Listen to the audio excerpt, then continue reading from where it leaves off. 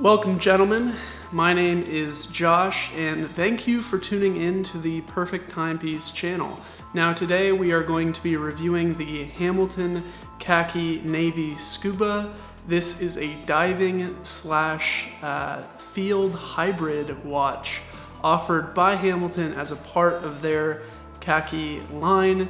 Now, I'm pretty sure you guys are tired of looking at my face by this point, so we are going to hop right on into the action.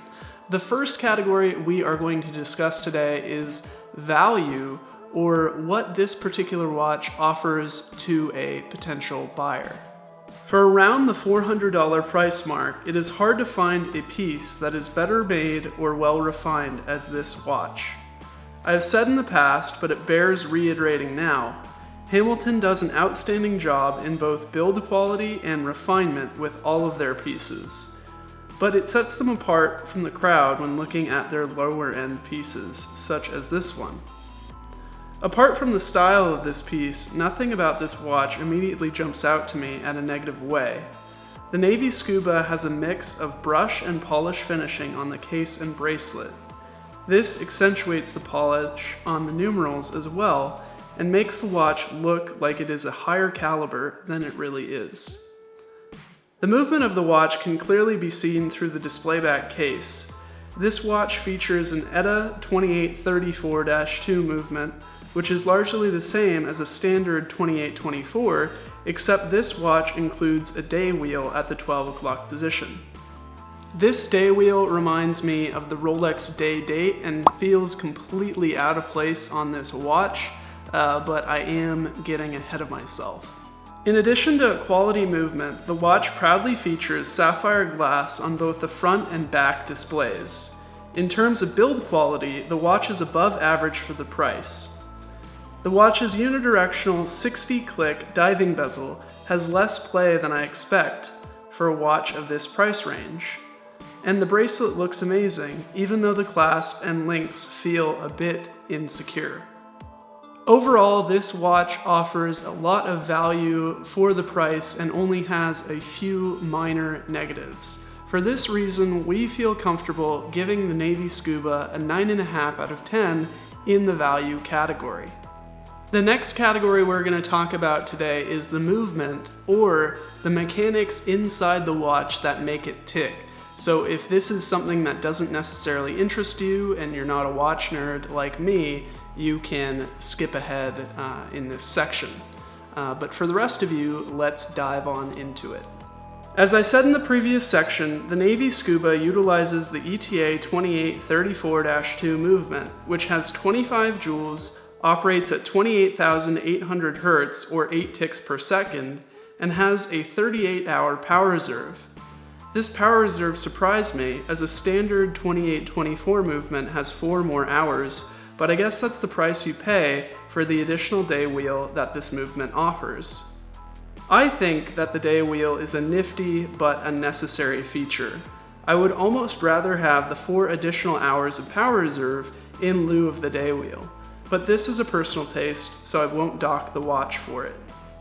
There are better movements out there, and I personally would have loved to have seen an in-house movement, but given the price, this is probably the best movement that Hamilton could have chosen for this piece. So for that reason, we are going to give the Navy Scuba a 10 out of 10, given its price, for the movement category.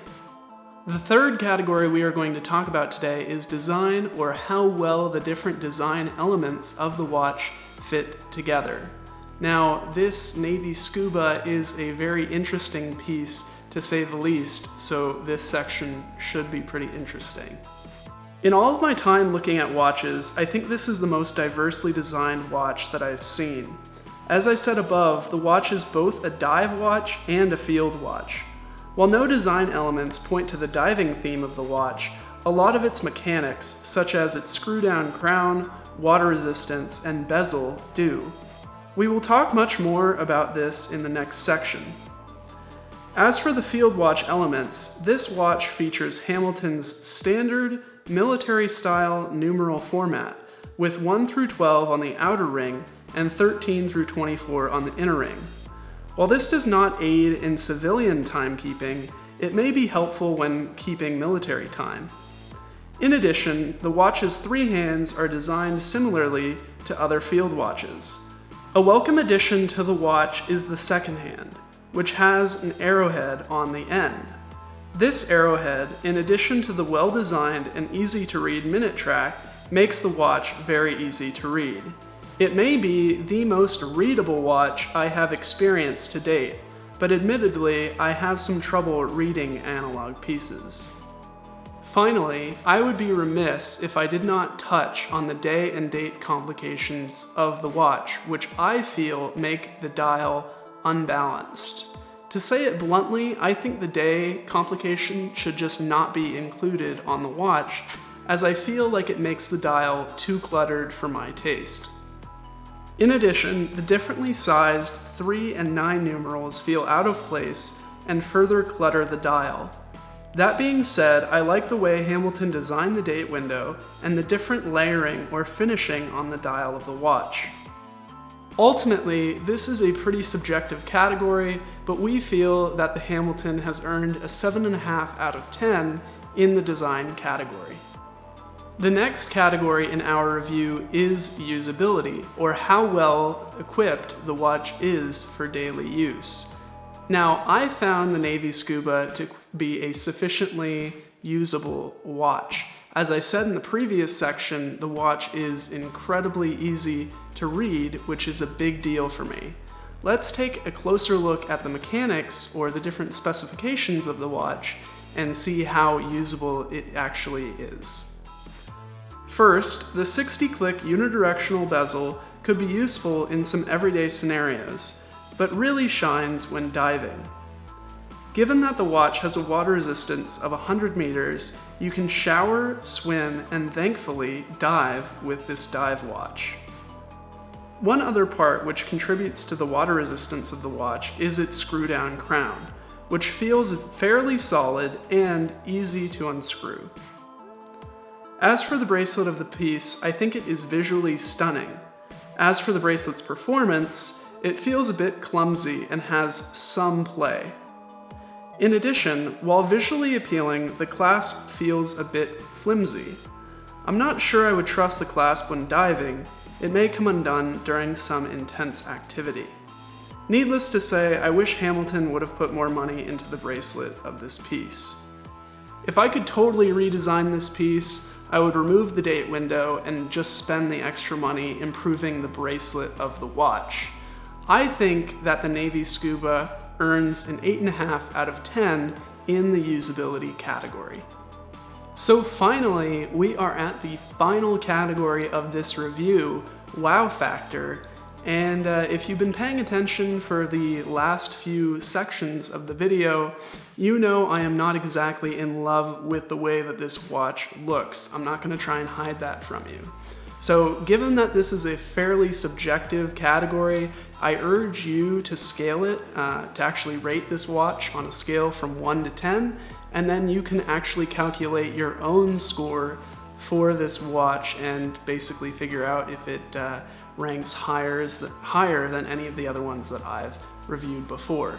But before you do that, I do want to actually explain to you the reasoning for my score. So let's jump in. I think the watch is well designed in terms of its finishing, as the case is standard and the bracelet is fairly appealing. And from far away, the watch looks like a standard diving watch, which is hard to complain about. But from a medium distance, the cluttered dial begins to turn me away from the piece. In addition to the mixed design elements, the layering of the dial is subtle and can be easily missed. All of that being said, the more time that I spent with this piece, the more that I grew to like it. I think that the Navy Scuba has earned a solid 7 out of 10 in the wow factor category. Again, you guys can compute your own scores. So let's calculate the final score of the Hamilton Khaki Navy Scuba. With a 9.5 out of 10 in the value category, a 10 out of 10 perfect score in the movement category, in 7.5 out of 10 in the design category, an 8.5 out of 10 in the usability category and a 7 out of 10 in wow factor, this watch has earned 85 out of 100 possible points and thus earns our silver seal of approval. So I hope that this review was helpful to you in some way. Maybe it will help you choose your next watch purchase. My name is Josh. Thank you for watching the Perfect Timepiece channel, and I will see you all next time. Also, subscribe if you'd like to see more. Wow, I almost forgot that part. That's the most important part. Bye.